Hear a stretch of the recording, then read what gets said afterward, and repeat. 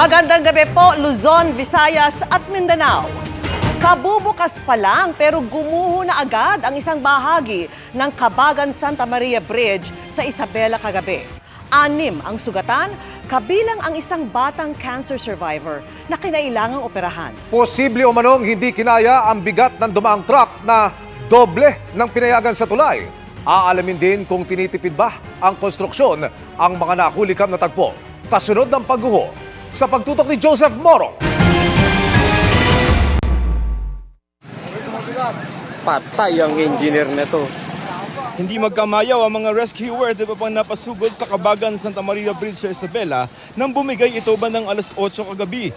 Kita ang isang truck habang tila nakabitin sa pagkakaumang dahil tuluyang bumagsak ang kaputol ng tulay na dadaanan sana nito. Damay din ang dalawang SUV at isang scooter na bumabaybay rin sa tulay noon.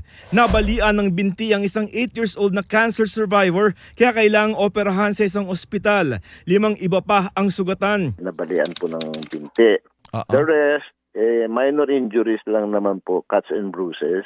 Hindi naman agad nahagilap ang driver ng truck. It's either nag-flee yung dump truck driver at kanya kung meron man siyang pahinante. Pero kanina ay sumuko na rin ito ayon sa Cabagan Police. Hanggang kanina ay nakahambalang pa rin ang truck na may dalang mga graba at ang mga nadamay na sasakyan sa tabi nito.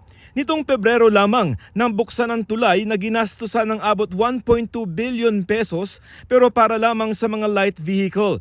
Bagamat 2014 sinimulang gawin, natitigil ang konstruksyon dahil sa hindi regular na pagpondo sa proyekto. Niretrofit pa ito noong March 2023 para patibayin ang ilang bahagi alinsunod sa updated na design code ng DPWH. Pero hindi raw ibig sabihin na may problema simulat sa pool ang disenyo nito. Ang main reason ng retrofitting natin is to additional strengthening para sa earthquake effect po. Pero tila hindi kinaya ng tulay ang sobrang bigat ng dumaan truck ayon sa DPWH. 102 tons ito, halos doble ng 45 tons sa itinakda ng batas na maximum na kapasidad ng kahit anong tulay sa bansa.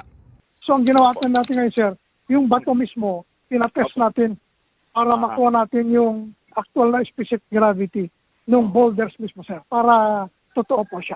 Gayunman, gusto munang malaman ng DPWH kung yan talaga o may iba pang posibleng sanhi ng pagbagsak ng bahagi ng tulay. Kabilang din sa posibleng imbestigahan ng kontraktor nito na RD Interior Junior Construction at kung tinipid ba ang tulay. Lahat po yung aspeto na yun, sir, ay tinitingnan po natin, sir.